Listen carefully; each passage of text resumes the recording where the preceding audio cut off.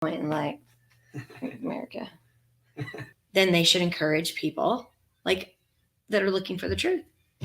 Because their whole issue with wanting to judge the world is because there's so much evil and bad in the world, right? So when you've got people who are wanting to look for truth and be good, then essentially they're going against what they say they believe in to begin with.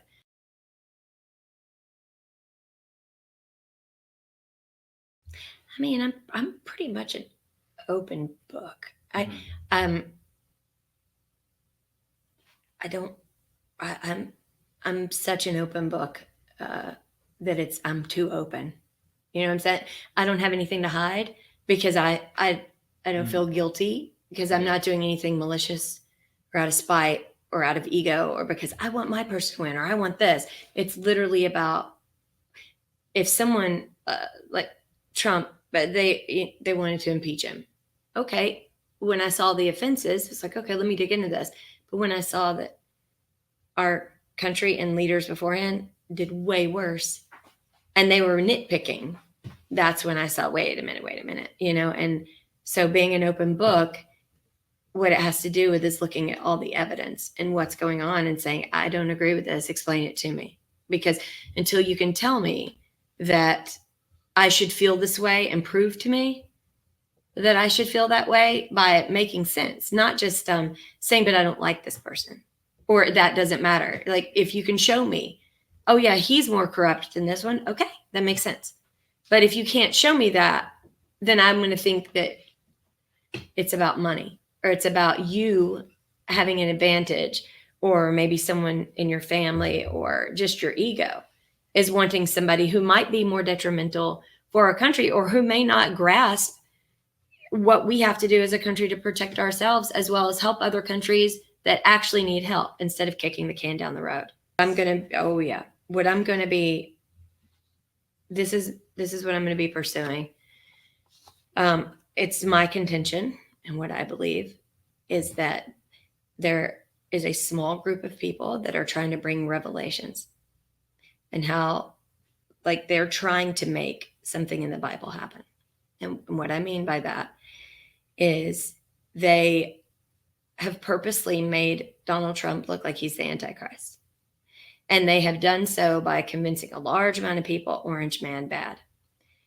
But the people who are doing that are behind it, money-wise, actually have a Messiah complex themselves. And what went around a Mormon school right before the election was vote Biden to fulfill the white horse prophecy. And what is the white horse prophecy? It's that a Mormon comes in after our Constitution is hanging on by a thread, after America seems, or the United States of America seems to be struggling and is not able to find their way, that a Mormon will come and save everyone. And so Mitt Romney's been very verbal about getting rid of Trump. And you wonder why all of these people in Georgia are dragging their feet. Well, I've got a list of people who worked as advisors and worked with him when he ran for president. And that would be why they're dragging their feet, because they would be trying to make Donald Trump look like the Antichrist, have us live 4 years of craziness under Biden using the Democrats. So the Democrats just think that they won when they in fact helped and pushed the Democrats to win and encouraged that behavior. And this is all so they can point out Hunter Biden and his role in Burisma and not bring up Mitt Romney's children's role in Burisma. And so I find it curious that Pelosi's relative isn't brought up, John Kerry's relative isn't brought up, and Romney's boys aren't brought up. However, the only one who is brought up is Hunter and Biden, that they didn't let out before the presidency, which tells me that was their guy. And so then they had to take it away from Bernie. I wasn't a Bernie supporter. However, they've done it like 2 or 3 election cycles in a row. So then that leaves you with, they wanted Biden. So your traditional Democrats, I have many friends that are traditional Democrats, would be excited because they like the policies of how Clinton was, how Biden is, how Obama is. So they would find it was a great fit because Biden was vice president to Obama. So they would think, hey, the Republicans are working with us. They hate Trump, except the conservatives or rhinos that are working with the Democrats, they really want Romney.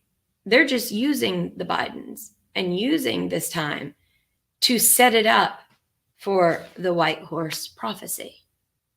And so that's why you find that Mitt Romney is tied to Soros. He's tied to Black Lives Matter. He's tied to the chaos of burning cities down. He's also tied, he was a top Romney advisor, worked with Hunter Biden on the board of the Ukrainian energy company. Did you know that Cofer Black was one of Romney's advisors? Not a lot of people know that.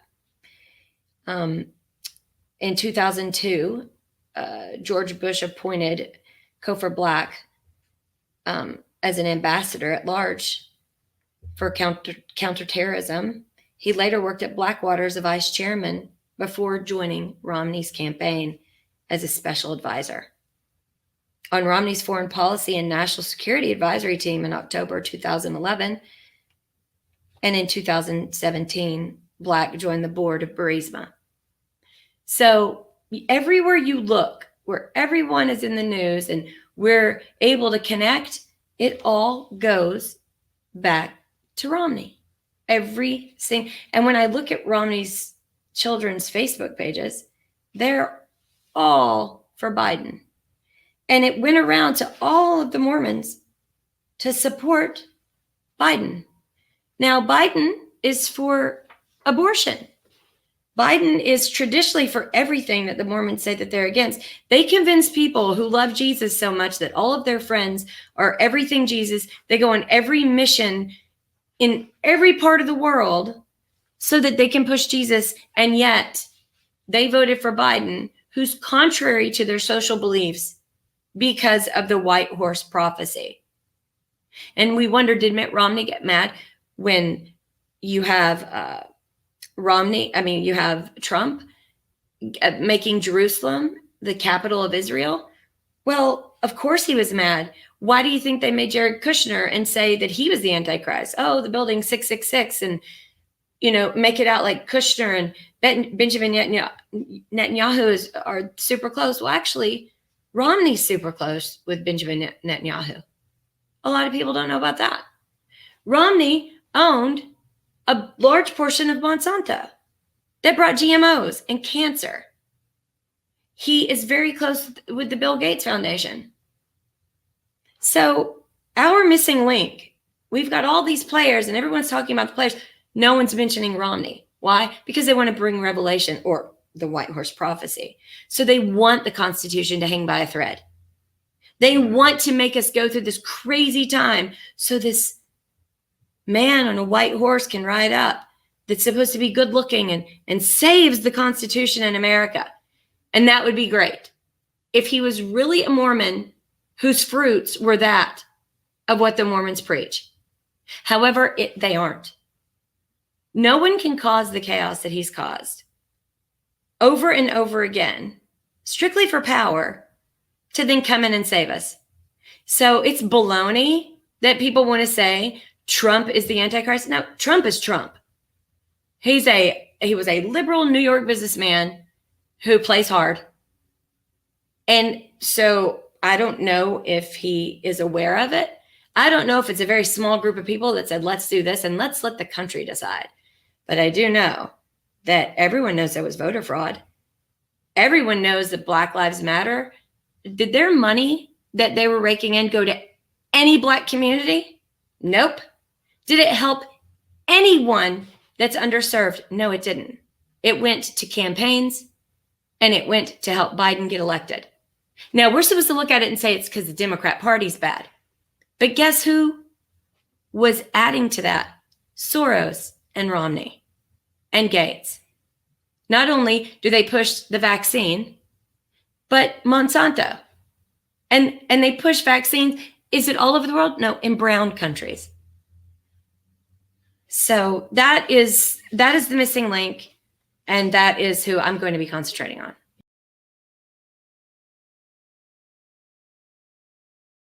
I've had this by my bedside since I argued with my father when he came to visit me in Atlanta, and he said I needed to vote for Mitt Romney. And I said, anyone but Mitt Romney. You know how they say anyone but Trump? Yeah.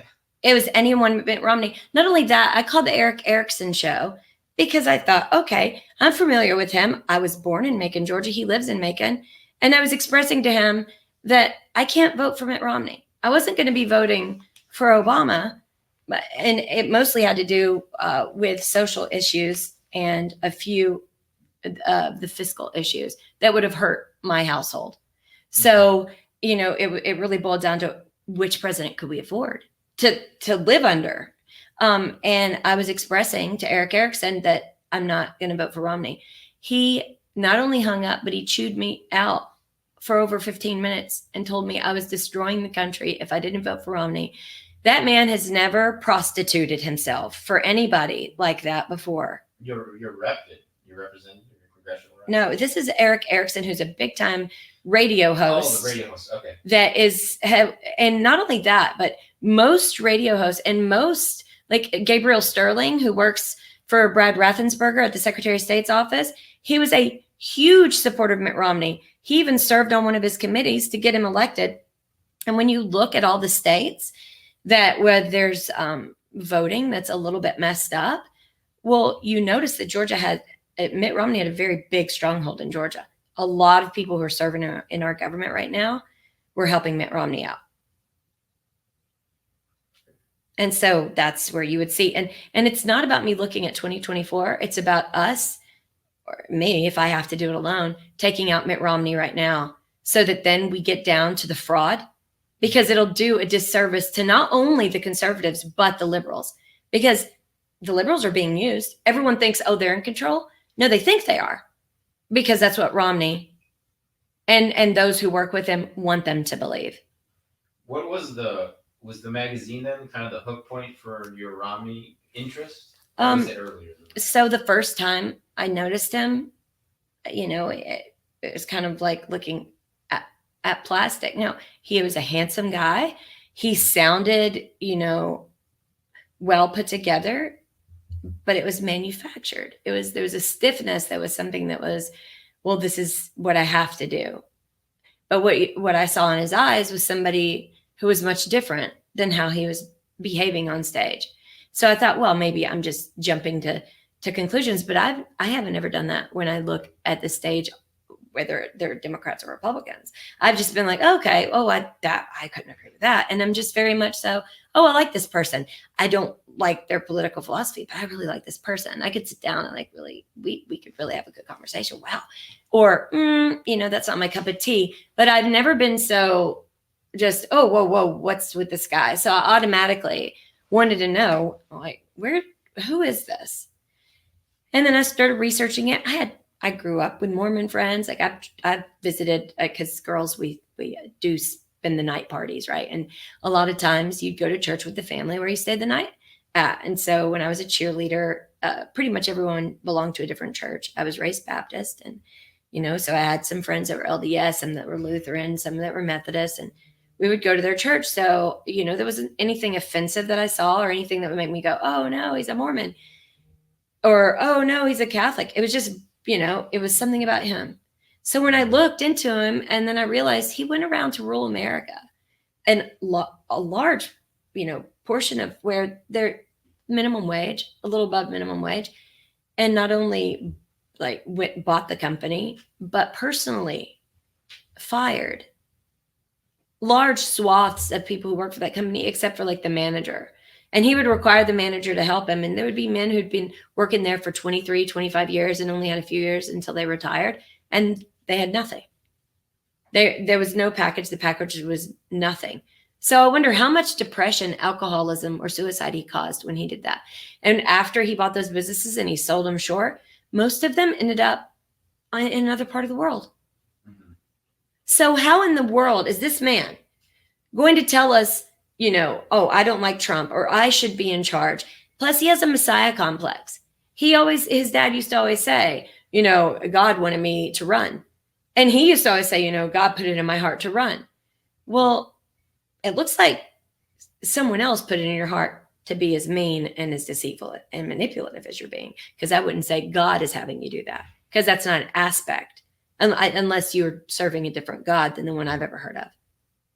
So I'm very distraught that we have a lot of men that consider themselves wise and strong and followers of God, whether that be, they just believe in a, singular idea of God, or they believe that, an esoteric kind of way of God.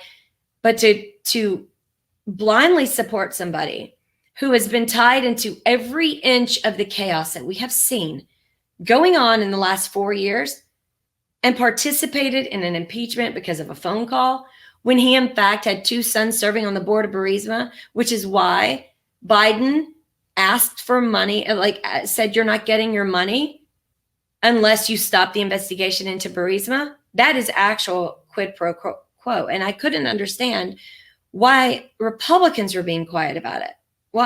Why was it just a few people making a big stink, but it wasn't being shown on all the channels? People weren't able to know. And quite frankly, I have a lot of friends that they're Democrats and they supported Biden. I know people who worked in the Obama Biden administration. I know people that, their family member is married to Biden's son. And I know that they have no idea that all of these emotions, and Orange Man bad, and, Kathy Griffith holding up Trump's head, and all this insanity that we've seen, that Mitt Romney was behind so much of it. It's actually in the news today again.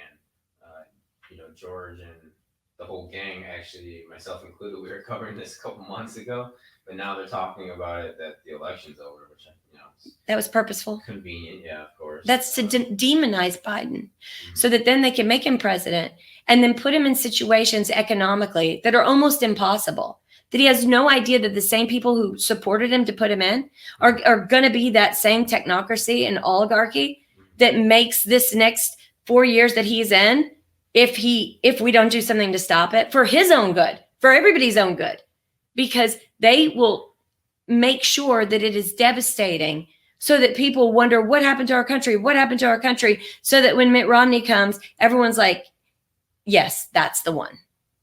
Well, I think to protect his son. Yeah.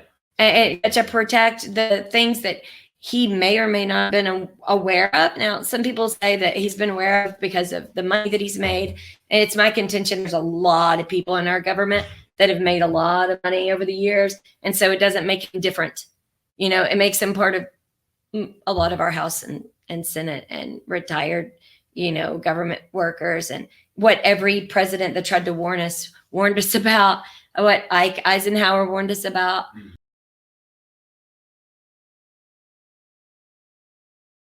My dad used to, so I'm a utopian at heart, right? So a little girl who likes rainbows and unicorns, who, when she heard every Bible story and when good people win, and she sees, because she's raised in poverty, but yet she's able to be in groups where there's wealthy people, because she's good at athletics. She's good at singing. She acclimates well with other people.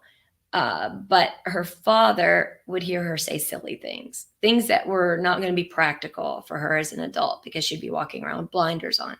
So around 9 or 10 years old, I would say, like, oh, people should do this. And it would pretty much sound like I was supporting, or I would be in support of something extreme, that, oh, our leaders should do this. And he's like, well, you can't do that. That takes away people's freedom. And I'd go, but this. And he's like, okay, so I get it. She needs to understand government, how it works. So he would turn on C-SPAN and he would have me watch it. And he would say, how do you feel? This is the bill they're presenting. This is a representative from this state. This is the county he's from, or the district he's from. These are the businesses that are in that district. This is the socioeconomic pattern of that district. These are the belief systems of that district. That's who he's representing. And this is the bill he's presenting. Does this actually help them, hinder them? And do you think if it hinders them, are there lobbyists involved? And he would have me watch both sides, and and then I would answer him. He'd go, that's socialist. That's actually very conservative. That, I'd call that middle of the road. And then if I would say something outlandish, he'd go, "You belong in a totally despot country with that. I don't even know how to." So it was him getting me to understand you don't hate the constituency. You don't mock or go crazy because there's this many people on this side of the aisle and this many people. You have to look at why they were put in office. Who do they serve? What area do they serve? What socioeconomic group are they part of? What did their parents vote for? A lot of people do mom and dad politics. However they were raised, that's how they are. The other people do the opposite. Well, my parents are this, I'm going to be this. My dad was that. His parents were Democrats. He became a conservative. My mom's parents were Republicans. She became a liberal. I was raised in a house with a liberal mom and a conservative dad. I was the peacemaker. I love my mom. She has a beautiful heart. I love my dad. He has a beautiful heart. So when I see my friends that are liberal, they have a beautiful heart. When I see my friends that are conservative, they have a beautiful heart. I wasn't raised in a house where it's one dimensional and we were all the good people and the other side was all the bad people. Therefore, I've been open to understanding government and to hear what both sides are saying. And that's why I was able to point out that both sides are at each other's throat. And yet somebody or some few people made that happen purposely to set up the white horse prophecy. And how old were you when you guys started having those conversations? 9 or 10. He would also take me to they believed in taking me to the grocery store late at night so that I would be adjusted to, because this is when punk rock was born, mid-70s. By the time I was that age, it's like punk rock, everyone, mohawks, different color hair. That's when a lot of nationalities from all around the world would just, pop up. And so all the people who were more accepting of like just, oddities and strange behaviors, they would go out later in the evening. My parents would, take me grocery store. They just wanted me to, not ever be uncomfortable around somebody, but only because their character or their fruits. Should I be cautious or wary? Not because of what they are wearing or how their hair is.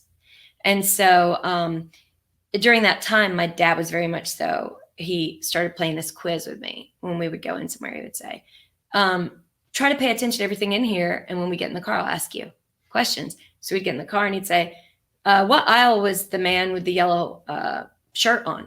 And then if I didn't know. And so each time I'd go, it made it a challenge. I was like, he was on the cereal aisle. Yes. Do you remember what cereal was standing from in front of the Rice Krispies?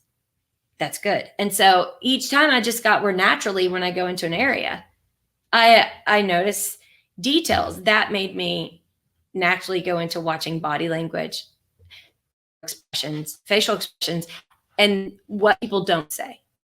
Things that people don't say tell you more about what they do say. So when people that are like poll aficionados or Republican strategists meet 2 days after the election and everyone's like, oh, they haven't finished counting. What's going on? It seems so crazy. And they're like, nothing to see here. There's a few felons that voted, a couple of dead people that voted, not enough to make the difference. So therefore there's no issue here. Well, what that tells me is, what did he not say? He's a Republican strategist. Shouldn't he be still talking about they need to count the votes? They need to make sure that there was no voter ballot fraud. They need to make sure that everyone who ran the machines knew what they were doing. The fact that he was just fine told me, oh, they don't want Trump. Okay, he's a never Trumper. Why? And then when I dig in, wait a minute. So he owns Landmark Communications now. But in 2007, Landmark Communications turns into Landmark Enterprises. And then all of a sudden, Dominion Enterprises buys Landmark Enterprises. And who's connected to that? The Weather Channel, BlackRock, NBC, and Bain Company. What do you know? So that's a crazy tie-in for you. And before we go into yeah. I just wanted to comment. You're quite fortunate to have a father who did that for you. Yes. Because I think most people don't have that capability that he had. Is he still around? Yes, he is. Excellent. Yeah. And he's still a conservative, and he did it because he despises mom and pop politics, mostly because his parents were Democrat. Mm-hmm. And some of the things he saw So he is against racism, but he's not someone who goes around and screams it. He's someone that watches and is like, they just set up a system that's actually going to be detrimental to people. Like they have a low expectation, and so they essentially think that these people are stupid. So my mom loved Jimmy Carter. My dad was very frustrated with the affirmative action, not because he thought Carter did it to be horrible. He thought Carter did it because the pressure that was coming in and not understanding, like being on the ground. Like, my dad was a trucker. So he understood how truckers would take it if they've been doing it forever, and all of a sudden they're just like, here, these are people who don't necessarily want to be a trucker, don't necessarily want this job, but we don't have any other jobs. So we're going to fire 3 men and put, these 2 people in that don't even know what they're doing. And hey, don't get mad. Yeah. And so my dad was very upset about that. But I mean, it's my contention that not only did Ike try to warn us, but Reagan tried to get everyone to join together by using language that wasn't divisive. Mm-hmm. Carter got screwed with what happened in Iran because he was looking for ways to expand and make us, the country that we want people to see us as, and was sabotaged left and right by those who were the same players of today, and lost that next 4 years because fuel prices went up. I mean, during that time, we had very close ties with Iran, and someone who becomes president soon after Carter had access to our intelligence services. His family had access, and they could have caused a lot of that Iranian conflict at the same time and convinced people that Carter didn't know what he was doing. Yet Carter, I think, didn't know the saboteurs at play, and then was listening to those guiding him, who strangely, after they guided Carter, went into the next administration and were very close with Bush. So it was like when they were with Carter, they were giving him directions, but then when they were with Bush, they were listening to direction. Mm-hmm. And that's very telling. He was a CIA head. Yeah. And so that was very problematic when you're looking at it. And then the same thing with Kennedy, where he wanted to go. Now people want to look at it like, well, he was not a good man. Well, half these men we're talking about were strumpets, which means they're a little loose, they like a little attention. That, I mean, not any of them are Adonises. They're not like this gorgeous man. They're a dude. And women, some that are pretty, are like, oh, clamoring to be near them. So of course, men are very susceptible to that clamoring. Let's get real. People are human. So only concentrating on that part, which I would love to have a president who's been married from this point to this point, very loyal to his wife, but isn't a whore for a pipeline in the Middle East. So let's go have war. So, I would really like someone who really cares about everyone, but puts America first, but only because if he does, then we can actually help other people. So you're referring to Kennedy's like Playboy? Yeah. Editions? Yeah. I mean, Roosevelt had, and Ike even had a mistress. These things happen. And so did Martin Luther King. Yeah. And I also think it's the people that are put around them, that are friends, that you don't know where their loyalties lie, that actually have that slip in your life. So you have to expect it. When you're given a leadership role, you have to be like, oh, that's cute. But I think that's a huge part of it, is the lure aspect, but I think it's also just more so a function of human. Yeah. I think that before you serve in leadership, you should automatically think, I'm going to be poor, and I'm not going to be wealthy, and I don't have a sex libido. Like that, it's very, very low. So that anything that comes in your path, you're not tempted by money and you're not tempted by sex. And then you're good to go. Like, just take that time to sacrifice those human gimmies. Maybe have a little chocolate. I don't know. Maybe have like easier said than done. Right. That's hard, especially with potato chips like that. God could take away everything except chocolate and potatoes, and I'd be fine. I could find a million ways to make all of that. So, but I think that that's what's difficult, are the people who are strong enough to kick their way to a leadership position also have a lot of skeletons in their closet. And the people that wouldn't have those skeletons don't kick their way to a leadership position.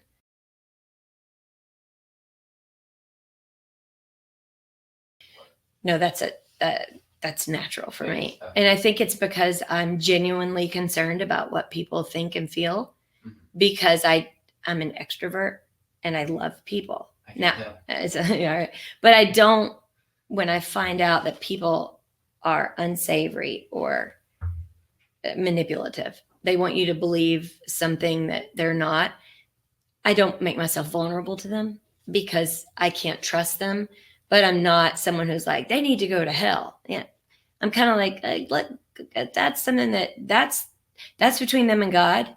I'm not the person who will judge them, but I don't need to make myself vulnerable to that behavior. But when I watched and usually would see my friends and how they got along, because I was a cheerleader on the squad, we weren't wealthy, but all the other cheerleaders' parents were.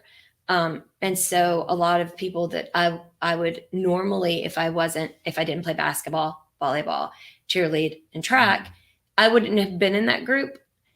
But because I understood the kids whose family didn't have a lot of money, I fit in all groups. And because I really feel like it would damage my character, I get chastened pretty quickly. So if I'm mean to somebody, I'll either bump my elbow, fall into a wall, like almost within 5 or 10 minutes, karma hits me hard. I mean, it literally, if I'm gossiping or being mean or being snarky, or just like, I'll do this, I will trip, I'll get a ticket. It doesn't matter. It's something literally, and I'll know exactly, well, it's because, here I am walking around full of myself. So because of, I knew better than to behave a certain way, and I actually cared about my friends. I would watch when someone would get bullied. I would watch their friends standing around, and I would be able to see the duping delight. So the people who looked like they were, oh, my friend, but you would see the little smile or that little tweak of happiness, or that where they had kind of a sadistic reaction to watching it. Right. And so I noticed it, and I remember coming home and crying to my dad and saying, why are people doing this? And he said, and my dad was kind of strict. He's like, stop crying. He said, this is the world. And if this is crumbling you, you're not surviving. He said, did you find that what was happening was wrong? Yes. He said, well, then notice it, take note, put it in a file, and then stop it from happening. Just say, what are you doing? Stop. You all look like animals. Are you devolving or evolving? What's your problem? And then you go help the person that is being hurt, and you put your arm around them and say, come on. And it doesn't matter if you don't even like the person, because you shouldn't encourage that kind of mentality. And that's when I started to notice behaviors and why people were motivated to, and sometimes if you watch micro expressions of the people around you, you can tell what they're about to do. Because especially when you know them, you can tell what they're about to suggest if they're not getting attention in the group, or they want to be the next one to speak. You can see them kind of look, and then get ready, and you're like, oh, they're about to interrupt, or they're about to do this. Macon. I was born in Macon, lived there for about a year and a half, then moved to Little Rock, Arkansas. But we came to Macon for 3 times a year, drove from Little Rock to Macon. To visit grandparents? Yes, to visit my mom's side of the family. My dad's side of the family was in Paragould, Arkansas. That was 3 hours away from Little Rock. We went to First Emmanuel Baptist Church of Little Rock, Arkansas. That's where the Clintons went. We spoke about that off camera. Can we talk a little bit about that? Yeah, that's fine. Yeah, how was that going to church with Bill and Hillary? Because you were quite young. I was very young. What I did know is my dad did not like Bill. And my mom did not like Hillary. So, right. So my dad didn't like Bill because he would challenge him on something he wanted to do as governor, like a bill he wanted to pass. Yeah. And because my mom was in charge of the nursery and also the theater program. So we were in contact with them a lot, because my mom didn't like Hillary and I was too young to understand. But Hillary would bring Chelsea in late, and they would serve breakfast around 7:30 or 8 a.m. in the morning. And Hillary would bring Chelsea in around 9, 10, and they were done doing breakfast, and it was time for lunch, or they were getting ready for lunch, and she would bring Chelsea in and dump her off and say she needs breakfast. And my mom is. And the cooks were all just moms. No, the cooks were cooks. Oh, they were. Right. So this is a very wealthy big church. Okay. The church is actually, it was across, I think it still is, right across the street from the Capitol. Like, in fact, there is a concrete courtyard where you walk down the back steps of the Capitol and into the recreation center of the church. Okay. So all the powerful WASP families of Little Rock. Yes, and a lot of poor people. Actually, we came there because at one point we lived in HUD housing off of Geyer Springs Road. We were the minority over there. My first best friend was named Tiffany. She was a little black girl. She lived above me in the apartment complex. We spent almost every day together. They lived there for about 2 or 3 years. And there wasn't a day that Tiffany and I weren't making pine straw houses. So out in this like cul-de-sac area, like, you know, you build the walls out of pine straw and everyone pretends that this is your house. And so we were super close. We played Barbies together. And when she moved, then I got to know kind of the kids that were rough. You know, it wasn't just me and Tiffany in like blah, blah, little girl land. It became like, you know, a bunch of different kids that wanted to fight. They were unhappy. You know, it's a HUD housing. But out of the blue, the landlords, I played with their grandson who would come visit, Jonathan. And they would come and get me. Would you like to play with Jonathan? They didn't let any of the other kids come and play. And I think it's because I was kind. Some of the other kids, they were already cussing. You know, I didn't cuss. You know, their family was kind of all over the place. My dad worked. My mom was a homemaker. So I was just kind of, you know, just a regular kid that could be trusted with her grandson. And her grandson wanted someone to play with. So they took a liking to me. And then all of a sudden we got a knock on our door one day, and it was W.O. Vaught. He was the preacher at First Emmanuel Baptist Church of Little Rock, Arkansas, and he came to cordially invite me to church. Not my parents, but of course my parents were going to go, but he was inviting me. And I think no one ever said, but I think it's because the landlords who lived there wanted me to start going to church because they went to church. And I think they took a liking to me because I was kind-hearted. And, you know, we were Christians. Whenever we went to my Nana's house in Paragould or my mama's house, we were always in church. When we lived in Bryant, Arkansas later, we joined a church there. And we weren't adverse to church, just my dad was a trucker. You know, by the time Sunday came along, they were sitting at home. They didn't really want to get dressed and get going. So when we were invited and my parents went to the church, they were like, whoa, this is the church. They had never even been to it. And then my mom was a natural with children, and I get my singing from her, my creative talents from her. And within 2 weeks of visiting, we were sitting in the pews, and W.O. Vaught was saying, anybody who wants to be baptized, just walk up here. And I stood up and started walking. My dad yanked me down. I think I was 7. He said, what are you doing? And I said, well, I'm going to go get baptized. And he said, well, you don't even know what it is. I said, yes. A man named Jesus died for us to be brought into the fold so we could all obey the 10 commandments and live like good people. And he said, okay. And so he said, then we're all going. So he turned to my mom, my brother, said, and my brother was little. And so we became members. We were all baptized. My dad and mom had already been baptized, sprinkled at a Methodist church when they were little, but we were all done the dunk and all that. And W.O. Vaught was really great because he actually taught Hebrew. He taught Old Testament classes, I think recordings of you know, what he talked about. But my mom was like, oh, Mickey, and that's my dad's name, we could make extra money. I could work at a church. And automatically they saw she would be a great fit for the nursery. But then when they heard that she could sing and she was talented, they needed a new theater director because they put on plays. So, and I'll tell you, nobody knows this, but when they would bring in Chelsea, when Hillary would bring in Chelsea, you've never seen a more beautiful girl in your life. I know that when the press took pictures, you know, she was at the awkward stage. Everybody goes to that teenage awkward stage. My 9-year-old's going to be going through that, 10, 11, 12, 13. You're just like, your head is growing different than your ears, is growing different than your nose. You're getting your teeth fixed or whatever, and you're getting lanky. But, so that's what people remember her as. But as a little girl, I mean, her ringlets were like this. She had doe eyes. She was the sweetest, easiest child, most kind, loving. I mean, to me nowadays, she's a lot more radical. Like, her beliefs that's something that I could support. But seeing her as a child, I mean, we had a lot of hyper kids in there. And I was older than the kids my mom watched. I'm older than Chelsea. So Chelsea was my brother's age, 6 years younger. So I was annoyed because I had to be in there with my mom, and I wouldn't be with kids my age, but they weren't in class yet.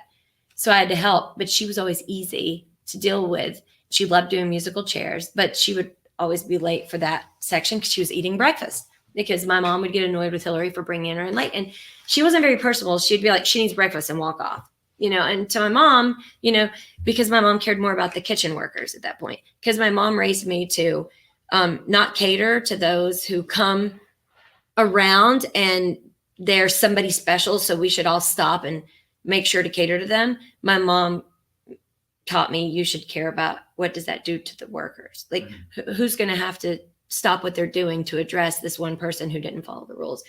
So, and around that time, their theater person left, and my mom took over the theater, and Bill tried out for The King and I, where he did a solo. Yeah. Well, I mean, he played saxophone in one of the things, but yeah, he did okay. I mean, he's not tone deaf. He just doesn't have a vibrato, and there wasn't a belting out of his voice, but it wasn't horrible. But there was always, my mom liked him for the fact that he wanted to do theater, but for the gossip that was going on in the church, and the fact that he lied to the church when he wanted to become governor again. And W.O. Vaught had heard through the grapevine, I suppose, that he was going to run for president.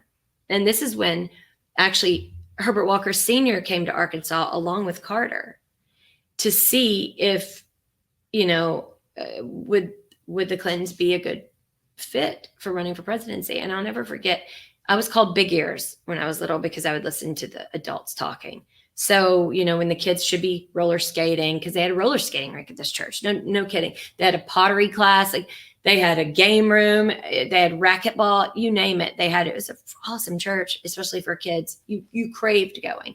And then it wasn't just filled with, let me push this in your head and then us not live it. It was also giving to charity, participating and being helpful throughout the community. So you learn a lot of lessons as a child. But when W.O. Vaught realized, hey, we've got an issue. There's a lot of gossiping going on in the church concerning Bill. And that had to do with the female chorus, and it was gossip. So even though they were talking about it, I don't know if it's true. I was a kid during that time, but what I do know is that he and Hillary were cast out of the church as voting members because they stood in front of the church and said they didn't believe in abortion and they didn't believe in gay rights.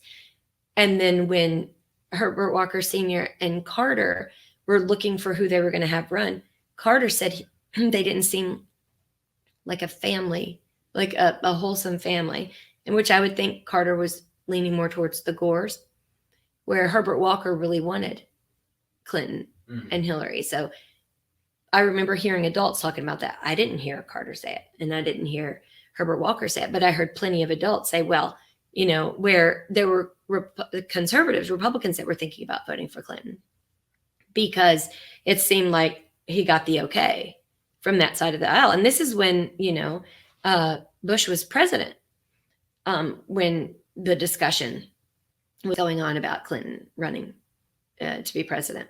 So he was sleeping with some of the choir ladies? That's what people said. So I don't know. This is what I mean by like church gossip. You can never get away from gossip. It's always everywhere you go. It could be at church, school, work. Of course. I didn't see it, but I do know that there were husbands mad. There were a couple of divorces that happened in the church. I'm not quite sure. I was young. So we're talking 10, 11, 12 at this point. And so I wouldn't have been privy to all the details, but I do know they were cast out as a voting member of the church. That means that they could sit in the back of the church. But by that time, he was going to be running. And a lot of the church congregation were saying that he needed us so that that could be part of his resume so that people, and You get my, what you want. right. And my dad would walk up to him and say, why are you doing this? Or why are you voting for this? And he wouldn't answer him. He goes, you're supposed to convince me. You're supposed to tell me why. You're supposed to try to get me to support the bill. He's like, well, you're not going to listen to me. My dad was, and he would get, he's very opinionated. My mom would be like, Mickey, you can't do that. He said, why can't I? He's our governor. Like, I'm supposed to be able to ask him. So my dad's always been very boisterous. That's how I am when it comes to talking to city officials or, local elected officials or holding people accountable. Because, if you're going to do it, speak up, tell me why. And let's hash it out. Let's see if, you better own it. If it goes bad, if it goes sour, if it goes south, you better own it. Don't push it off on somebody else. Well, this is where bad leadership is obvious. When you have a low expectation for the people that you say you represent, and you don't love them by telling them this is not okay. And if you do this, you will not get away with it. You will not start coming into areas half-dressed, fighting, harassing people, stealing, and causing commotion. And if you do, you're going to jail, because there are thousands of people of every nationality in this international city that would really like to go to the mall and would really like to take their family somewhere. But it's jackasses like you that ruin it for everybody. When you love a people, you hold the ones that are responsible to you respect them, you're communicative with them, and you defend them, and you don't allow anybody to ostracize them or to bully them. So those who are acclimating into society, it would be different if white people or whoever lives in an area was ostracizing people. You can't be here. As leadership, if you care about those people, you say, excuse me, this is an injustice. However, that same injustice is happening when you allow criminals to go haywire and everyone else is shirking. Like there were kids that were selling waters in the in the intersections on Peachtree all throughout the summer. And our mayor's excuse was they're entrepreneurs. I love my children. I would not let my 9, 10, 11, 12, all the way to 14-year-olds stand in an intersection on a busy street trying to sell waters. They're going to get killed. If I love my kids, I'm not going to dump them off. And you know what? I love those kids. That's dangerous. They could get killed. Someone could kidnap them. What in the ever-loving world is anybody who says they give a damn about the Black community allowing kids to be in a dangerous situation? And instead, they defended it, called it entrepreneurship, and then kids started attacking vehicles. At one point, they pulled out like a 20-year-old Black female, stole her purse. She jumps out of the car, try to get it. They steal her car, and then they hit her on the ground. She does an interview later that day. She's got a black eye. How in the hell is that you caring about the Black community? That is you almost getting children killed, putting them in a situation where they start to act out in a group where they think it's okay, and then they attack people, and then you allow people to make it about race, and you allow division to happen, and then you call that being a leader? No. And so there's people in every race. In fact, I get tagged a lot by my friends in all different socioeconomic groups and political leanings about the insanity of the haphazard leadership. When you love somebody, you chasten them. And when my kids do wrong, there's a consequence, period. What do you mean by chasing? I mean, okay, so if I didn't love my kids and they were playing on the stairs and being rough, I'm not going to say you could fall and get hurt on the stairs. It is a no-no to fight. My kids are notorious for waiting until they're getting on the stairs to fight. I'm like, out of all the places that you could fight, you're on the stairs. Get off the stairs. That's what they do in prisons too, because there's no cameras. Right. But it's right. I mean, these are two little boys, and I could either not love them and be like, whatever. And just whoever gets hurt, well, you shouldn't have been fighting. and then tell them I love them and then let them do it again and again and again, knowing it's bad for them. It's bad for my doctor bills. And one of them could get killed or be paralyzed for the rest of their life because I'm not addressing something that I need to address. And if they don't stop, there's a consequence. That's what I have to prepare them for life. If you don't pay your bill, your power gets turned off. If you don't do this, this happens. If you don't pay your car bill, it's going to get repossessed. If you go up and punch somebody, they're probably going to punch you back. If, they have to understand cause and effect, action and reaction. And it's my job to teach them that. And instead, some leadership feigns that they love people or supporting people, and then they listen to advisors, which makes me wonder what their advisors are telling them, because their advisors, it seemed to be saying that for her or for anybody to say those kids are entrepreneurs, it is good. And if people say you can't put them there, that's very dangerous, they are racist or bad people. I mean, I would wonder. So do you think that these kids were under the control of some political group? No, I think that some of them, they may have parents who needed money. Gotcha. And parents didn't have any. Some of them wanted money themselves. Some of them, their parents didn't know where they were. And some of them were working for gang members. And it all depended, because there was some areas where this guy, that he just graduated, he was top of his class, he was saving up for a car, and he was about to start college, and he was going to be a varsity basketball player. He was 17, he was selling waters, and he was with a couple other kids.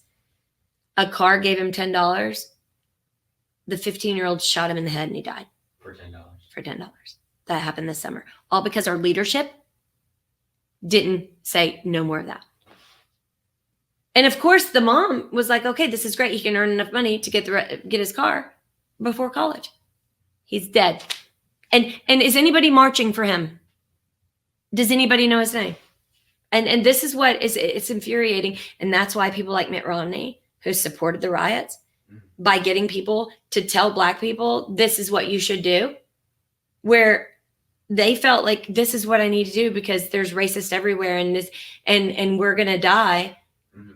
It was for him to be able to destroy Donald Trump's presidency, to work with the Democrats, to hide who was on the board of Burisma, so that in 2024, he could be the guy on the white horse. It's ridiculous. They're the same. They separate everybody race. like ringtail lemurs. Ringtail lemurs? Because if you look at, ringtail lemurs, look at the Atlanta Zoo, for instance. They have the brown ringtail lemurs, and then the ones that have black and white stripes, and then the ones that are gray. They don't go near each other, because when they do, they fight, because you don't look like me. So you can't be. They're in the same enclosure, but they do not go near each other. And you'll be over here and you hear, and that's them fighting, because they wanted to go on a rope to get to a certain area, and it would have been a brown ringtail lemur crossing the path of a black and white ringtail lemur, and they make a lot of noise. They're not really hurting each other, but it's essentially what those who are manipulating society get us to believe we should be like. My take is right now everyone needs to be putting Mitt Romney on defense right now, because he's on offense, and every voter whose vote wasn't cast, everybody who's had to live under the craziness that's going on, they're being told to move on. And while that's happening, Mitt Romney is on the offense. He's attacking. He's making sure that the minute someone says this is what happened to me during voting, that there's 5 people in 5 ways to the sun to get that person to shut up where nobody knows and everyone's blind. And I think it's put him on the defensive, bring up what he's doing. Did you know that his son Tag is involved in Dominion and Smartmatic software, and they use Tag's machines in Utah in 2018? His name is Tag? Tag. Tagg, Romney. yep. Oh, double G. Tag Romney and Dominion. I did not know that there was a link there. Yes. Tag Romney is involved in Dominion and Smartmatic software, and they used Tag machines in Utah in 2018. That's where they tested the machines. And you know why they know Mitt Romney's going to win in 2024 if they allow it? Because that's why they're saying there's no machine fraud and you have no evidence. They don't care if people point out ballot fraud, but they don't want them to point out enough where Trump gets back in. They just want to say, oh yeah, there was fraud, let's fix it. So they want to make the rules tighter for this election, this next election cycle, so that by the time Mitt gets in, the Democrats are like, they can't get anybody in because they can't use ballot fraud anymore, because all of those things will be tightened up, and then they can manipulate the machines, in which Romney is very integral in. And Romney's family investment ties to voting machine company that could decide election causing concern. That came out in 2012. November of 2012. People knew. So why aren't they talking about it now? Because they're allowing the white horse prophecy. So I guess a couple people got together and said, we're going to do this where we make it. Half the people think that Donald Trump is evil and that he's the Antichrist, and we're going to set it up where all these rumors and innuendos go out. We're going to let the media run with it. And then the people who support Donald Trump, people are going to call them crazy. And that's going to cause a lot of division, which then makes everything upside down and everybody's fighting. Then we're going to let Biden in. And then as soon as he gets in, we're going to let out all this controversy of like all these bad things he did. We're going to keep Trump shut out so that we just make everything get worse and worse and worse. So everybody just needs somebody. And along comes Mitt. So right now is when we need to go, nope, not having it. You don't get it this way. You don't get your white horse prophecy. Boo, you're out. So I will be pushing for everyone to know exactly what this man is doing. Mark Malloch Brown, Lord Mark Malloch Brown, is very intricately involved with Romney and with Cofer Black and George Soros and the voting machines. And Rona Romney, she's the head of the Republican National Committee. She's the chairman. She kept her name, Romney, out of it, but she was in charge of, CPAC and all these things. So this whole time, everyone thought it was up and up when it came to Trump running, when essentially everywhere you turned, there was someone that is either loyal to Romney or related to Romney on the left and the right that was there to sabotage and kibosh. Do you think Romney is working for an intelligence agency? I think that if he is, who cares? Because he is their main player and it's time to debilitate him. You take out the weakest link. He's the more visible one. People always want to go, well, you got to go above that. No, you don't. Not when that's going to be the guy on the white horse. I mean, you take that one out. And I don't mean like physically hurt him. I mean like bring out, excuse me. So we've got a race issue right now. We've got, people that literally have every kind of conspiracy theory under the sun that's aimed at one another, when essentially it was put into motion by people who were trying to play God. Are you kidding me? So yeah, I'm very upset. And I don't think that someone who claims to be a child of God should be able to act that way. And that needs to be pointed out. Because I've had to hear for 4 years that Trump is horrible. Well, now it's time to hear how horrible Mitt is. Vote Biden to fulfill the White House prophecy, the White Horse prophecy. This is what was passed out to Brigham Young University and most Mormon schools and churches. Top Romney advisor worked with Hunter Biden on board of Ukrainian energy company. I think we all pretty much know that. But that's tied to Cofer Black. Romney, Cofer, Burisma, and Biden, along with Pelosi and John Kerry's stepson, served on Burisma board, which would be why you had Pelosi tearing up Trump's State of the Union speech and the everyone wears a mask unless I go get my hair done fiasco.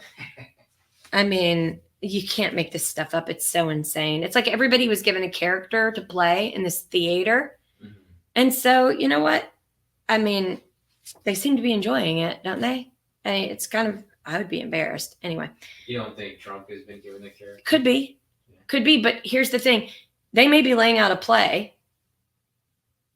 Fine. There's nothing we can do about that. But we should be on the side of right. We should be on the side of good. And in that, if someone is trying to cause horrible things so that some guy can ride in on a horse and say, hey, I mean, proverbial horse, not a real one, but say, here I am to fix what we tore up. Excuse me, you don't get the right to tear it up. And we, the people, not you, the Romney, We the people. You know, the fact that that type of behavior is what gives Christianity a bad name all over the world. That type of behavior is what causes people to destroy millions of people by saying that they are the choice of God, because essentially they believe that they can be God, which is so insane. No, what we can all be is a grain of sand, and that's all we are. And what are we going to add to it that's good? And how are we going to have good character and actually benefit the world we live in? We have to stop allowing our political class to use officers and citizens to get them in and out of office and to make a political statement or to push for power or control over people, because there's no way to retrain officers or to explain to the communities see, people get this idea officers are just wandering around in their car looking to bust somebody. Someone calls 911, they send it to dispatch goes to the officer that's the nearest one in that area and sends them to the area. So you might be acting out and being crazy, and all of a sudden a cop comes there like, okay, yeah, these pigs are showing up. No, it's because your neighbor is scared shitless because of how you're behaving, and they called them on you. They didn't know to go down this street to this street to this street to this street to then be where you guys are fighting, 12 of you in the middle of the street, and someone just got stabbed. No one that's right there stabbing and the 12 of you called a cop. That means somebody that lives near you is scared about your crazy behavior. So those things aren't talked about, as well as there's not a way where the community and officers can build a better relationship, because they're being used by the media and everybody else. And they're used as ploys that makes us vulnerable to other countries. Because if we debilitate our first responders, our police, our fire, and our trauma officials, then that makes it easy for anybody to get on the ground, because it's going to take a while for the military to get into place. So of course it's beneficial to people, especially that are British, that like Lord Malik Brown, who'd be working with Romney and Soros. Romney may not understand how detrimental that is, but when he was pushing Black Lives Matter, knowing that it's Marxist, just so he could make it crazy during the Trump administration. At some point, we're going to have to. I mean, because they have a carte blanche right now. So not in Atlanta, they don't. That's why they were fired. Like there were two kids that would. With anything in this? I don't know. No. So when the riots happened, our mayor and our police chief said curfew's 9 p.m. Do not be out. If you are out after 9 p.m., you're going to be arrested. They got and set in front of everybody. The next night, one of our officers was run over by a four-wheeler. His legs, he was probably never going to walk again, his like bleeding out. All these cops were trying to help him. That same four-wheeler had been trying to run over all the other cops to keep them from making everybody go home, because it was 9:40 at this point. And kids were like, we're not going home. And the mayor gave the directive, the police chief gave the directive, they get arrested. So by this time, our officers have been working 12-hour shifts, because this is before the riots started. And this is just protest. And then all of a sudden they kicked in the riots, because during the protests, they start robbing stores. And now you've got a lot of local Black business owners, white business owners that are like, the city's going to pay me. And the city didn't want to get sued. So now they're like, we got to do something about this. And she put the fugitive squad, because they're not dealing with the actual crime. They're dealing with the protesters and the rioters that are coming out. And now you've got the fugitive squad that's dealing with traffic, and there are cars that are speeding through, almost hitting cops. These two kids are hanging out their window. They're not listening. They're out past curfew. They said they weren't at the protest, yet they're wearing the mask thing, and they're talking to people who are at the protest, and they're actually having conversations about just leaving the protest. And one of the Black officers said, you need to keep going. And they smarted off at him. You need to keep going. The light is green. And they kept smarting off. And he's like, excuse me. Well, then no, get out of your car. And he's like, no. He slams the door and they speed up. They almost hit another guy who's walking across the road. And so it was 4 Black officers, 1 Latino officer, and a white officer who was part of it. And they speed off. And then the Black officer, these are guys trained in fugitive. They're like, okay, she said no excuses. We're literally letting people get away with murder. They're talking back to us. They're not. Our guy just got hit. Like, he may not live because he was losing so much blood, and they're hearing it all on their radio, and they're saying, be careful, because people are trying to hit cops. And so now the cops aren't even in the middle of the road. Now they're on the sidewalks. And this is like their, I think, 15th day in a row of 12-hour days, 12-hour shifts. Then we're already down like 400, 500 cops at that point. Okay. And I'm going to stop you there. yeah. A couple questions. Do you think that sort of allowed chaos was purposeful? Oh, yeah. Yeah. Well, I agree. no, the mayor listened to whoever told her. And see, she wanted to be in the Biden administration. So she was told that those officers should be fired. You know what they did? They gave the kids a bunch of chances, and then the kid like slammed the door again, and then they wouldn't get out, and they wouldn't get out. And they said, get out, get out, get out. And the kids just started screaming. So they busted the window open and then opened the doors, and they said, get out, get out, get out. I've got the full tape of it. Literally, they were just screaming. And so they pull the girl out.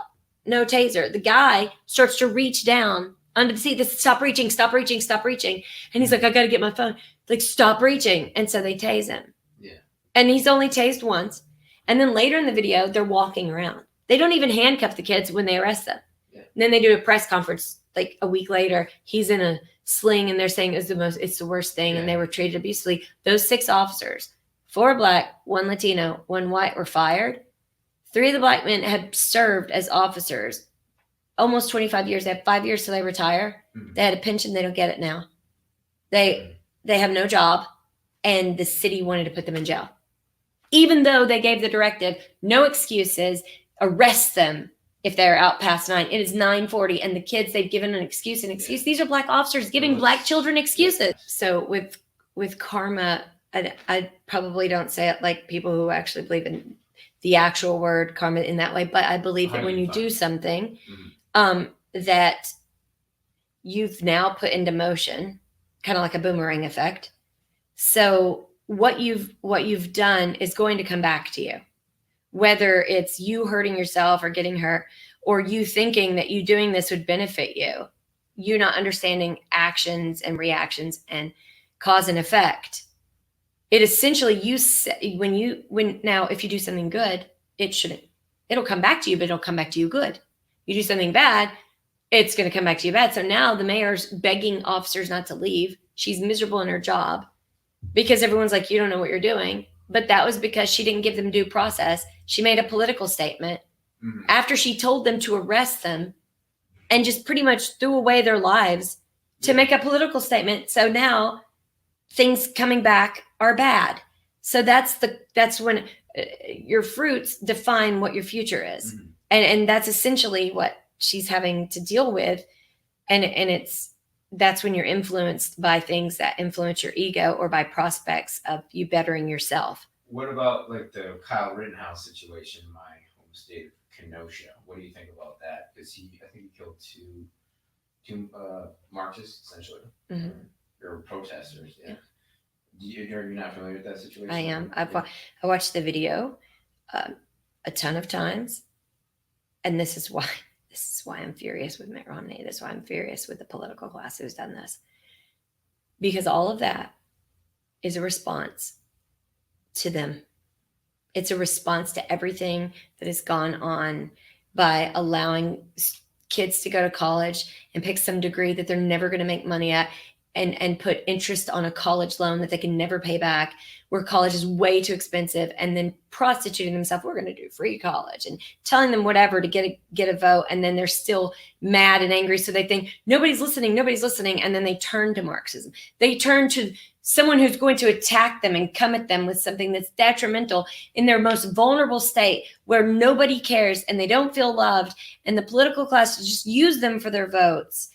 And this is what you get. And so you've got those who literally wanted to burn down local car companies' business, who sell used cars to the people who live there for no freaking reason. And you have Kyle Rittenhouse. He has friends who own a business there who don't know what to do. And he's like, I'll help you. He had been trained with guns since he was little. He hunts with his family. His family was like, okay. They knew he wasn't just going to go and start shooting people. And the same guy that he shot was on jail for child molestation. The ones that were attacking him had a long prison record. Why do you think they were letting out violent criminals but keeping people in with low drug charges forever? They're doing it on purpose. So they're literally letting out murderers on signature bonds. Mhm. And they're keeping people in that Low level drug. ridiculous. And they're doing it on purpose. And it's not these people who are arguing on the street because they're calling each other comrade because they think the Democrats are evil and the Republicans are evil. That's because they've been used.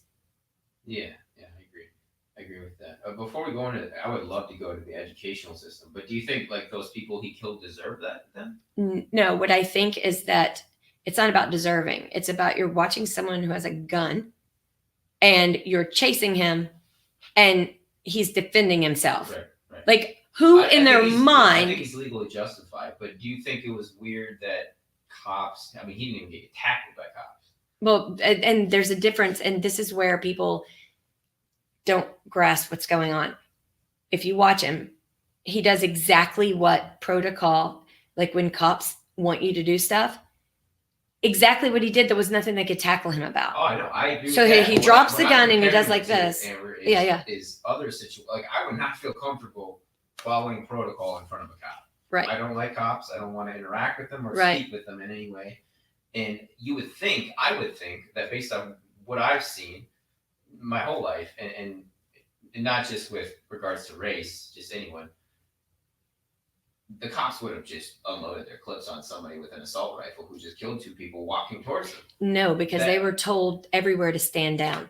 That's what people don't know. All the mayors told their officers, if you hurt anybody, if you do anything, you will be fired. They just watched all of like so many people in Atlanta, officers, no due process. They're just fired. So no cop was doing anything. That's why we're like, why is this violence going on? Because the rioters, you know what they're teaching each other? As soon as you do something and they like steal something or do something very aggressive or like hit somebody, a cop doesn't know, like, if I tackle them or if I try to arrest them, you know what they're telling each other? Fight, arrest.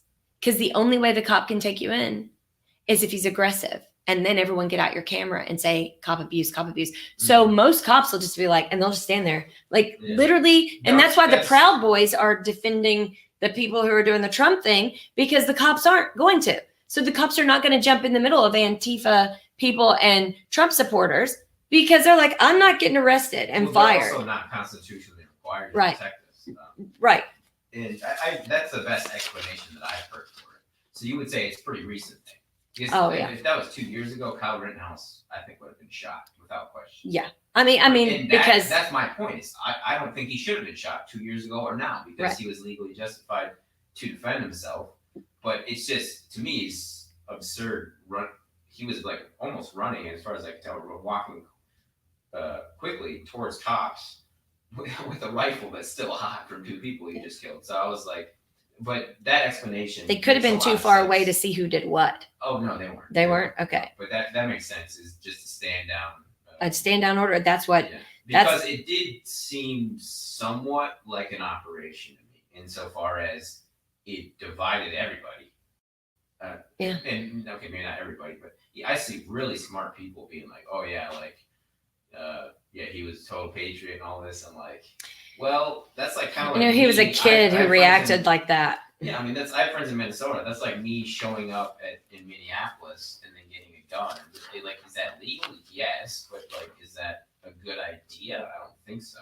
Yeah, there's a difference between a good idea and like he was justified in doing so. Right. But I think a lot of people, I mean, if we look at the movies and how everybody talks that we watch, they're shitty with communication. So when we're expecting people to explain why they believe something, I mean, people on the left and the right, the kind of things they say, it's like, they're that intelligent. Yeah, well, it could be, but doesn't it seem like it? Well, yeah, because our education system sucks. You think that's it? Oh, I think that's a lot. It's not IQ, or I think IQ can be worked with. Yeah. See, IQ is like you solve a puzzle. That's what I want to believe. But like logic and common sense, you can work with. Yeah, you can get better at teach. it. Yeah. Exactly. They're dumbing people down with logic and common sense.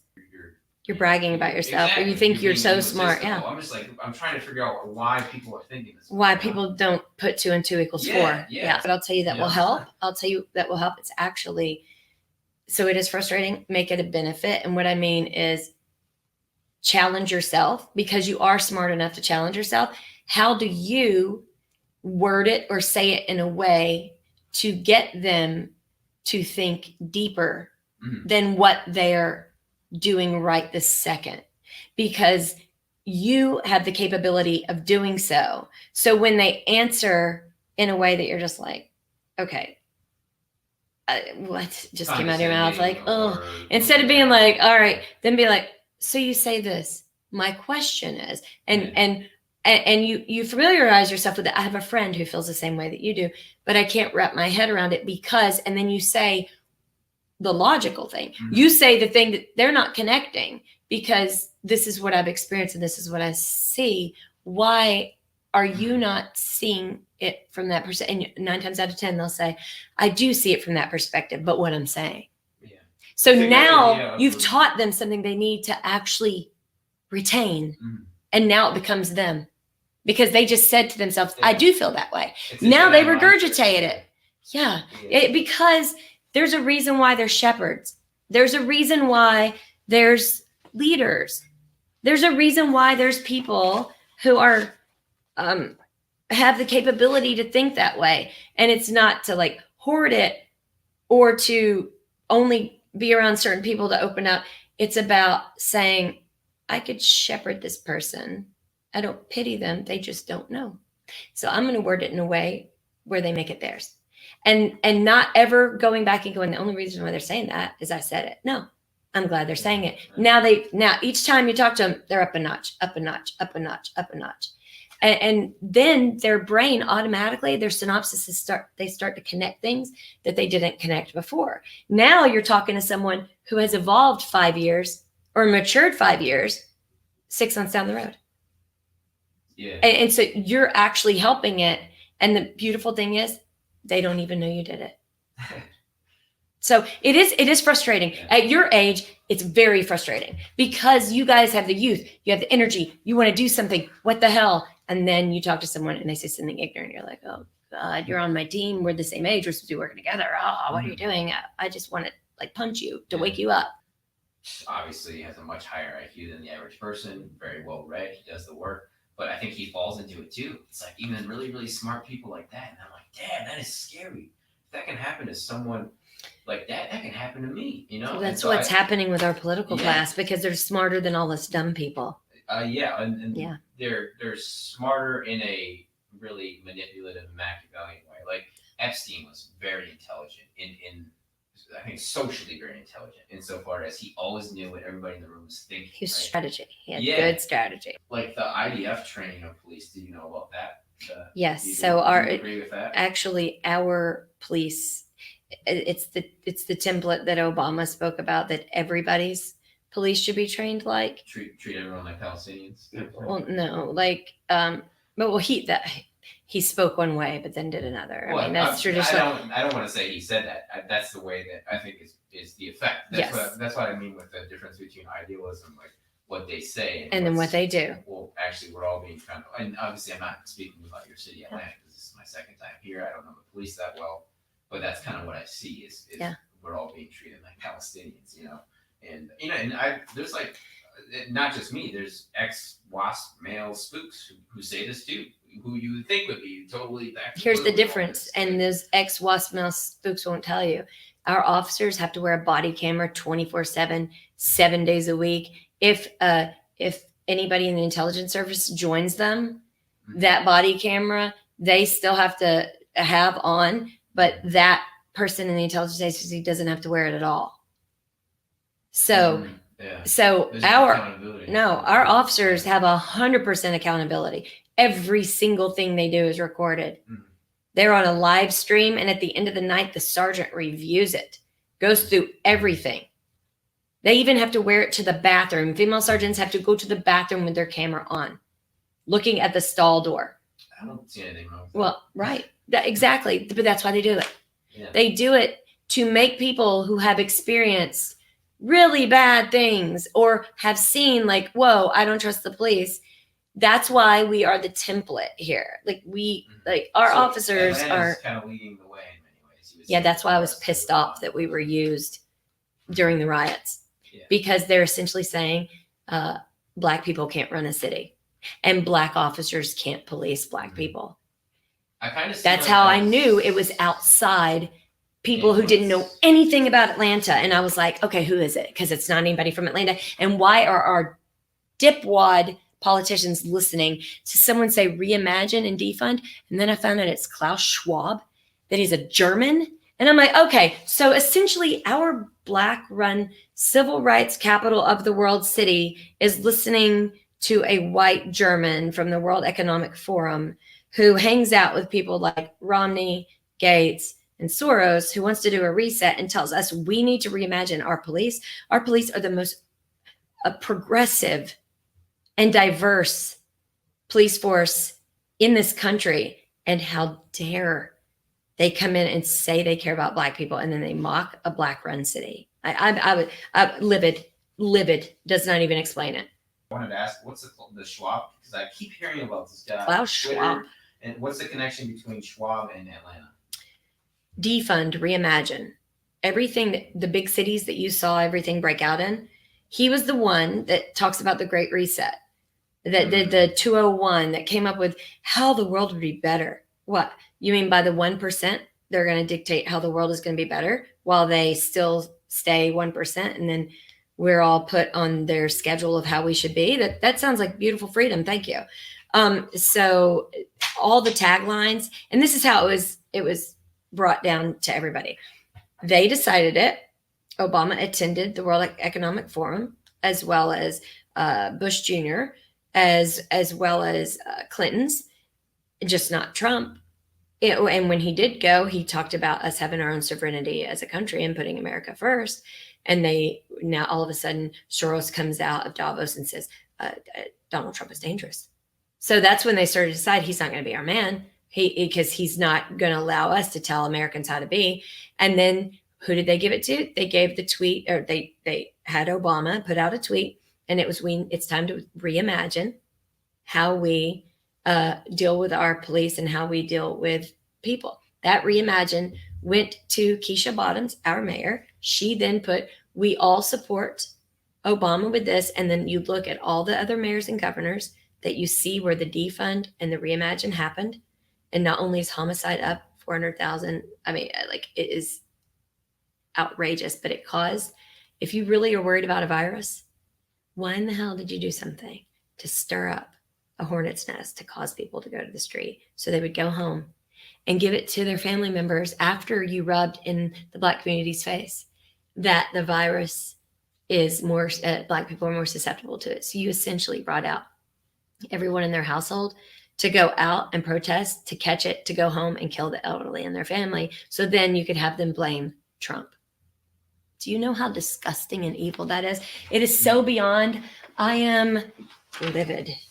Mm-hmm. These old farts. I mean, I'm livid. I agree with everything you said there. And before I get to my second point, I was just going to say, just going back to what we were saying earlier about just the incredulousness Yes. of, I just don't understand how people aren't connecting the dots, the very, very basic dots. Emotions. They're running on emotions and not logic. Yeah, I think it's fear, because once fear hijacks it's just all. That's why they did it. Yeah. That's why they did it.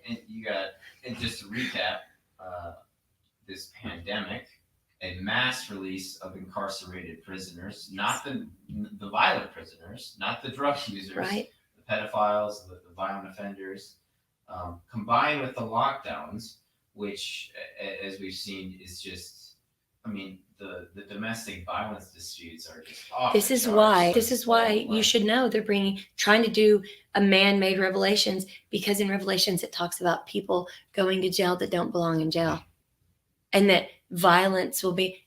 They're literally doing it on purpose. They're manufacturing it.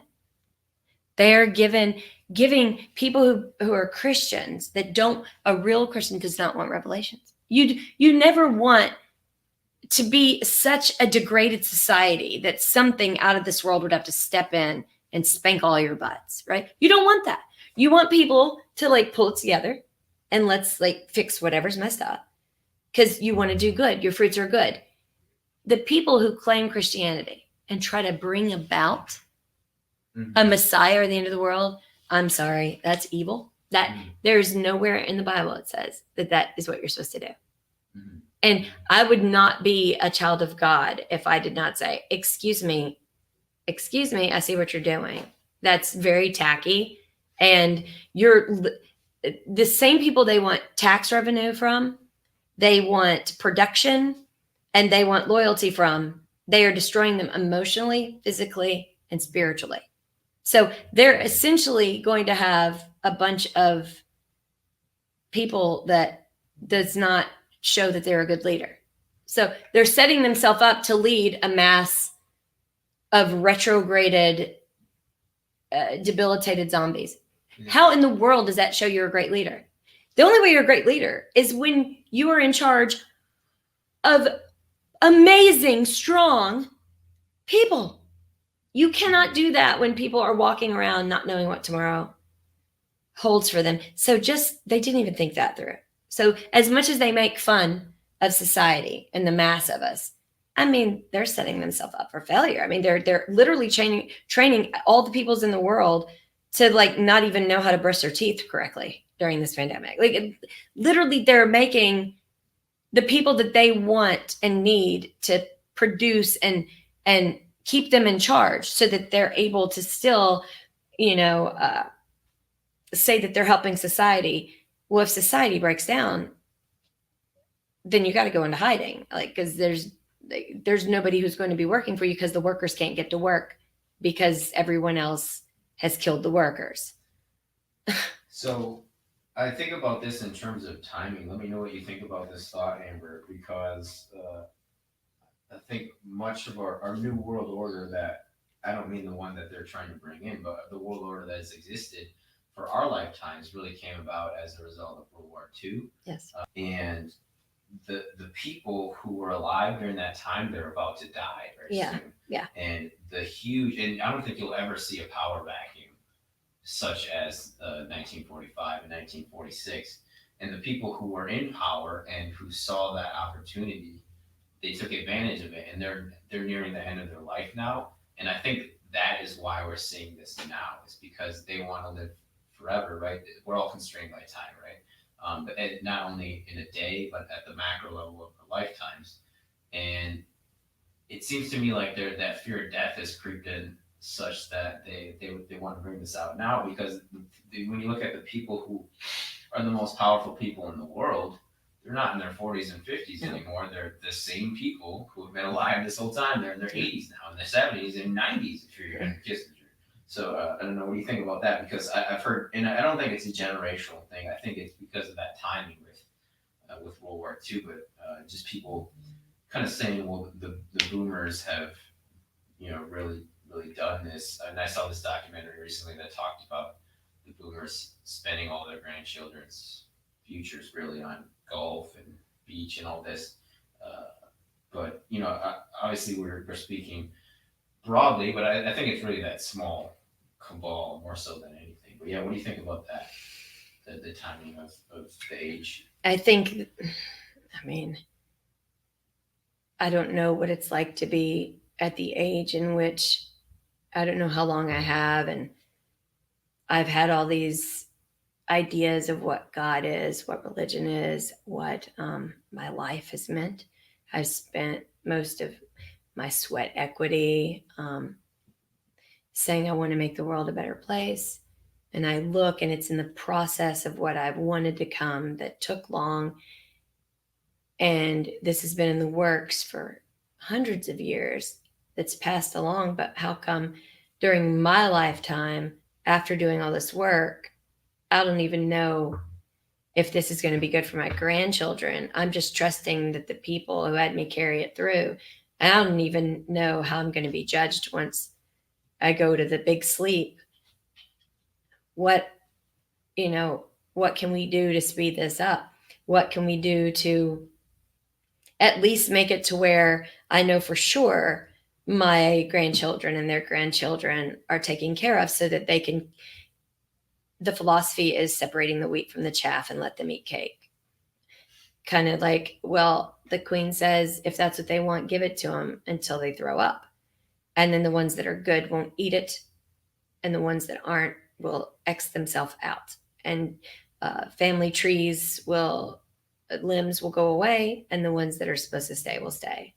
So it's like, let God sort them out and separate the wheat from the chaff. We let the porn, the smut music, the degradation of society. You can choose from this pile, or you can choose from this pile. And the ones who choose from this pile, that's their real character. So those are the spots, those are the chaff. And then those who go to this, they're the wheat. So when we see people behave and go to the wheat, and you would be considered the wheat because you're young, but you're looking for the truth. It's only if you aren't looking for the truth and then you want to rebel, you'd be considered chaff to people like who are older, who are doing this, separate the wheat from the chaff. But searching for truth, that's a wheat aspect. Looking for knowledge, that's a wheat aspect. So it's people like you that are kind of like this to them, because they know they're not allowed to judge anybody.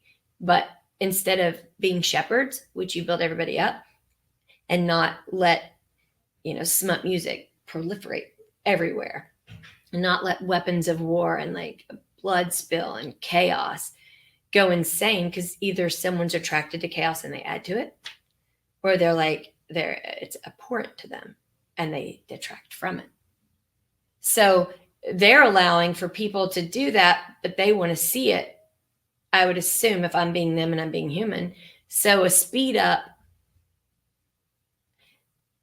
I'm hedging my bets. Does this damn my own soul because it's hurting people in the process of me selfishly wanting to see? Or do I just let it play out and let the people who are going to be the wheat and the chaff do what they're going to do? And then I believe I was doing right this whole time so I can die comfortably. And I think it rests on each individual who's participated in this, that may have been part of secret societies, or maybe since Atlantis. I would say the philosophy of Atlantis that Socrates talks about. I would assume that the Watchers, where they failed, is everyone was allowed to do what they wanted, and the Watchers weren't to partake in any of it. The Watchers were not to be wealthy. The Watchers were not to do drugs, drink, have sex, or do anything. They were supposed to watch and then let those be judged. And then it started to fall apart because the Watchers started drinking. They started having sex. And then they were no better than the wheat that they were separating from the chaff. So what we have now are the Watchers participating in the things that would be considered chaff, but they're still punishing society that does the same thing that they're being taught to do by calling them chaff. And yet they have decided that they are the exception to the rule, which is absolutely evil. Different standards. It's okay for me, but not for thee. That's an issue. That's why I'm willing to stand up and say, not only are you not allowed to touch me universally, but you don't want to damn your soul, do you? So I'm bringing the truth. I'm also not out causing chaos. I'm trying to be part of the wheat, but what I'm doing is between me and God. It's not about those who are sinful themselves trying to decide if I'm wheat or chaff. That's up to you. That's up to God. So, I'm bringing out what I see that I know is an issue, because I give a damn. And if you really care about this world, which you say you do, then you need 100,000 more like me. So not only should you allow it out, but you should be happy that people are stepping up to the plate to do what you say you're trying to do, which is make the world a better place. So this should be comfortable for everyone to do. And they put doubt in people's head and fear because they want it done in a certain pattern. Well, it's not up to them.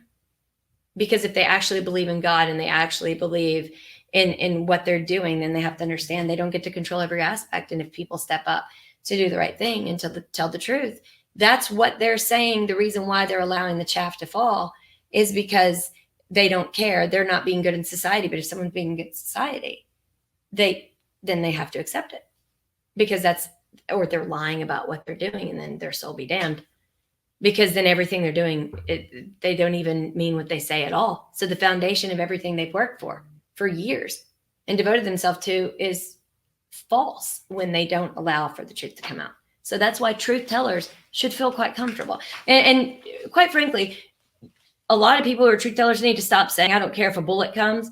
A bullet can't come.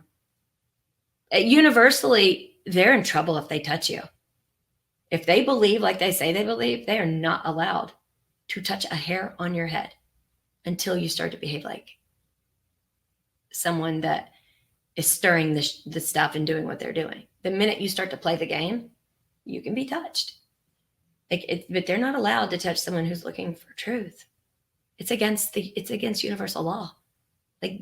Everything they worked for is gone. They don't get to be the arbiter of truth at that point. So, when you or George or anybody says, well, I don't care if a bullet, no, excuse me. And I know it's happened to people, but they're not allowed to.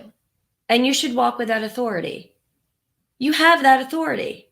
Mm-hmm. Don't give them the authority that they don't deserve. You're already obeying the law. You already care about people. You already want the truth. You already want people to have a good life. You're wanting to help your friends. You're still young. I mean, you're learning. It's beautiful. That's wonderful. However, don't give them the authority that they can hurt you. They're not allowed to touch you. So, I think that people who have that truth need to bring out that logic, because sometimes people who in their own way may mean well, that tend to be destroying the things around us right now, they need to be reminded by somebody who, I don't want them to go to hell. I'm not here to say I hate you. It's not about hate. It's about, well, apparently you're not seeing how it's trickling down to other people. And maybe you're compromised. Maybe you can't do anything. Maybe it requires in the game that's being played, maybe it requires a lot of people that are to say what I'm saying. Maybe that's what you guys are waiting for. Maybe you're waiting for us. So thank you. And thank you for giving me a voice, and great. Then make it possible. And I think that's why they have YouTube. And I think they are making it possible for people to get that information out there. And I think as long as someone's not exaggerating it, doing it for ego, and aren't getting compromised themselves, I think that they have a platform for people to get it out there that's louder than it's ever been. Because if they didn't have that, then I would be like, okay, they don't care. They're just going to oppressively do whatever they want. They're going to be like Mao. They're going to be like Stalin. They're going to be like Hitler. But you don't have all these avenues, right? Microphone, cameras, and you can post. And if they bother everything else, you have a website.